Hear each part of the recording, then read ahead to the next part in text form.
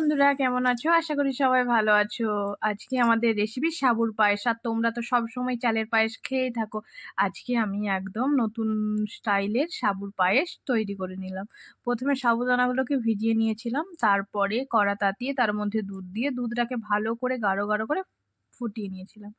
তারপরে আমরা একটা আলাদা পাত্রের মধ্যে ওই ৩-৪ ডাবুর মতো তুলে রেখেছিলাম। আর কিছুটা দুধ আমরা একটু লেবু দিয়ে ছানা কাটিয়েছিলাম। লেবুটা দেওয়ার পরেই দেখুন খুব সুন্দর একটা দুধটা কেটে ছানা তৈরি হয়ে গেছে। তারপর ছানাটা যখন কেটে গেল তখন আমরা একটা ছানতাই করে ছানাটাকে বেশ সুন্দর করে ছেঁকে ছেঁকে জলটা থেকে ছেঁকে ছেঁকে তুলে নিয়েছিলাম।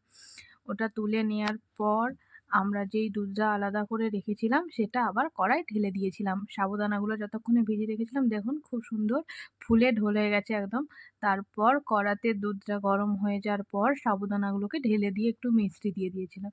মিষ্টি দেওয়ার পর সেটাকে ভালো করে নাড়াচাড়া করার পরেই দেখুন আমাদের খুব সুন্দর রেডি হয়েই এসছে। তার উপর থেকে আমরা একটু ছানা ছড়িয়ে দিয়েছিলাম।